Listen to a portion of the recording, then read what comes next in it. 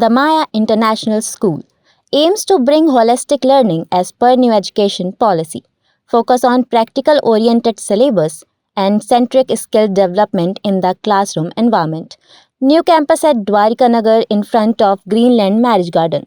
Doctor Mohan Singh Yadav ji के नेतृत्व में हम सारे लोग करेंगे, ये आपको आश्वस्त करते हैं। तो सारे लोग मुख्यमंत्री जी को ये आश्वस्त कर रहे हैं कि नहीं कर रहे हैं कि रीवा से चिंता मत करिए। जितने वोटों से 3,12,000 वोटों से जनार्दन मिश्रा जी को सांसद पिछले बार हम लोगों ने बनाया था। अब तो रेलवे लाइन का काम बहुत बढ़ गया है, अब तो हवाई अड्डा भी बन गया है, अब तो सिंचाई के लिए भी 3 लाख से 9 लाख एकड़ के लिए बजट मिल गया है। तो इस बार क्या इरादा है? इस बार क्या इरादा है? 5 लाख। हाँ भाई, काम हुआ है तो फिर काम का परिणाम भी, प्रतिफल भी, प्रतिशत भी रीवा की जनता देने में बड़ी खुले दिल की है। 2018 में आपको याद होगा कि 30 में से 24 सीटें विंध्य क्षेत्र ने भारतीय जनता पार्टी की झोली में डाली थी, और इस बार कितनी डाली है? 30 में से 25 सीटें भारतीय जनता पार्टी की झोली में डाली है। तो रिकॉर्ड वोटों से जनार्दन मिश्रा जी को सांसद बनाकर हम संसद में भेजें, और डॉक्टर मोहन यादव जी को और नरेंद्र मोदी जी ने जो काम किया है, उलझे हुए मामले को सुलझाया है नरेंद्र मोदी जी ने। धारा 370 समाप्त करके अयोध्या में भगवान राम का मंदिर बनाकर नागरिकता संशोधन कानून लागू करके उन्होंने ये बता दिया कि चाहे कितना भी उलझा हुआ मामला हो, उसको सुलझाने की ताकत यदि देश के अंदर किसी व्यक्ति में है तो भारत माता के सबूत नरेंद्र मोदी जी के पास वो क्षमता है। देश के उलझे हुए मामलों को सुधारकर गरीबों के कल्याण की योजनाओं को आगे बढ़ाने की क्षमता नरेंद्र मोदी जी के पास है। तो नरेंद्र मोदी जी के हाथों को मजबूत करने की जरूरत है कि नहीं जरूरत है? नरेंद्र मोदी जी के हाथों को हम मजबूत करेंगे तो नरेंद्र मोदी जी भारत को विश्व गुरु के स्थान पर ले जाकर पहुंचाने में सफल हो जाएंगे। इसलिए आइए, इस देश के लिए, इस भविष्य के लिए हम जनार्दन जी को सांसद बनाएं और मोदी जी को तीसरी बार प्रधानमंत्री बनाने के लिए दिन रात एक करें। यही आप सबसे निवेदन है। बजाओ पूर्व सांसद जी के लिए।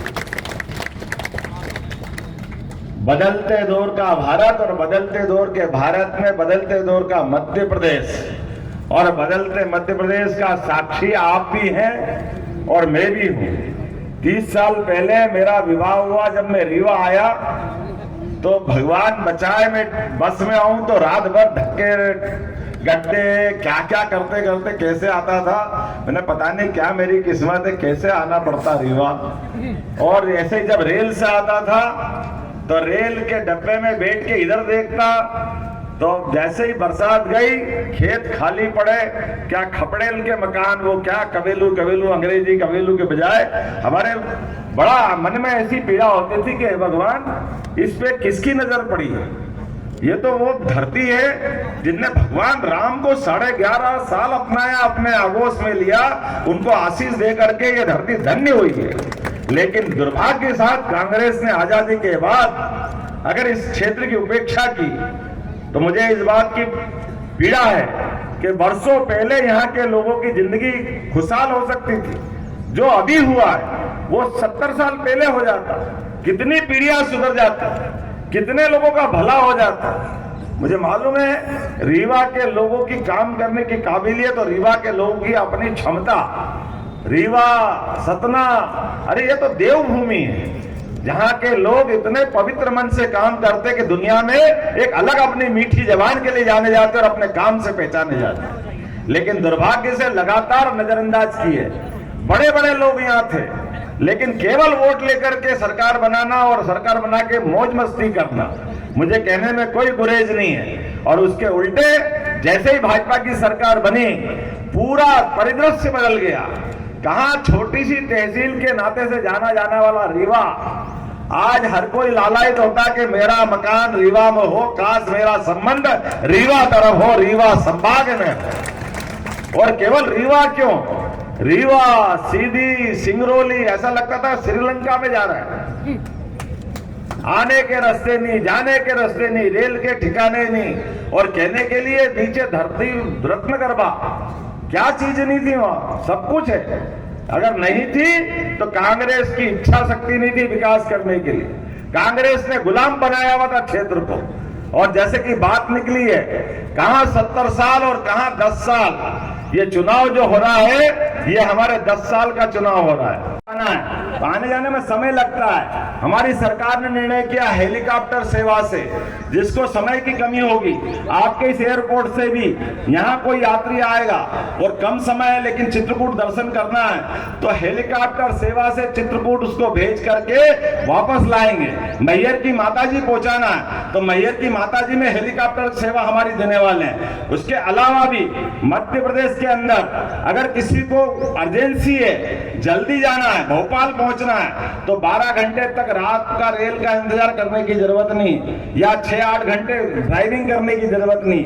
1 घंटे से कम समय में इंटर स्टेट हवाई यातायात हम चालू करने वाले हैं। अगले महीने से आदमी को कहीं भी जाना हो, भोपाल जाना हो, ग्वालियर जाना हो, जबलपुर जाना हो, हमारी हवाई यातायात का उपयोग हम करेंगे।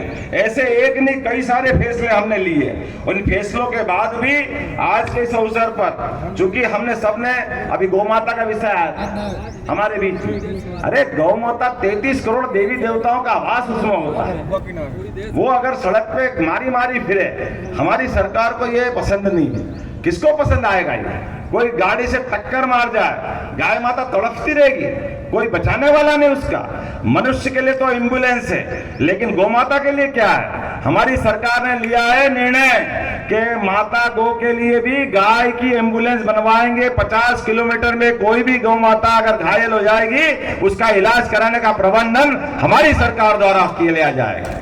और गौशाला के अंदर जो उनको अभी तक राशि देते थे वो राशि में 100% वृद्धि कर दी। मुझे इस बात की प्रसन्नता है, राजेंद्र जी ने 10,000 गायों की यहाँ गौशाला बनाई। आप में से भी किसी की गौ सेवा करने की इच्छा होगी और आपको इच्छा होगी कि गौशाला बनाना है, सरकार सब प्रकार की मदद करेगी और प्रतिदिन 40 रुपया रोज का आपको अनुदान भी दिया जाएगा ताकि गाय माता के लिए खुराक की व्यवस्था की जा सके।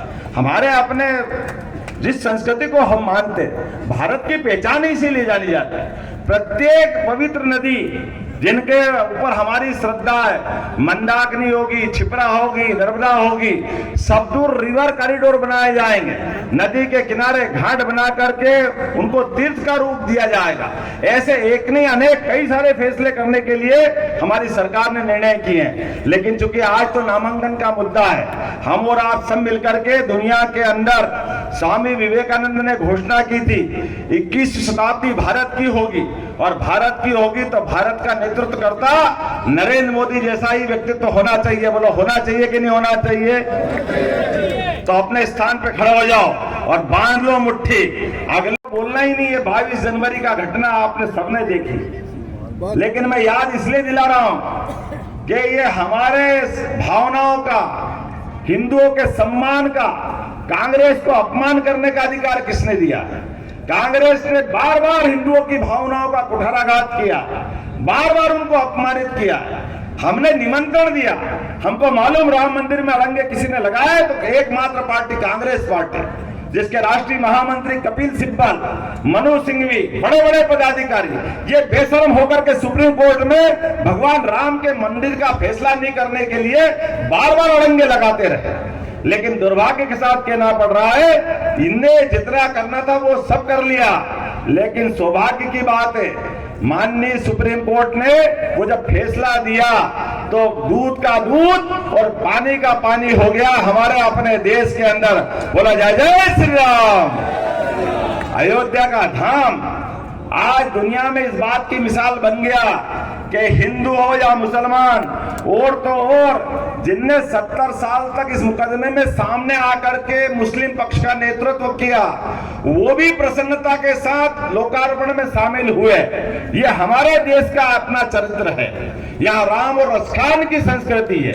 लेकिन अगर कोई नहीं गए तो एकमात्र पार्टी कांग्रेस ने इस कार्यक्रम का बहिष्कार किया। बहिष्कार नहीं किया, अरे निमंत्रण ठुकरा दिया। एक बात ध्यान रखना, जिसने भगवान राम के मंदिर निमंत्रण को ठुकराया है, अब जनता इनको नहीं ठुकराएगी?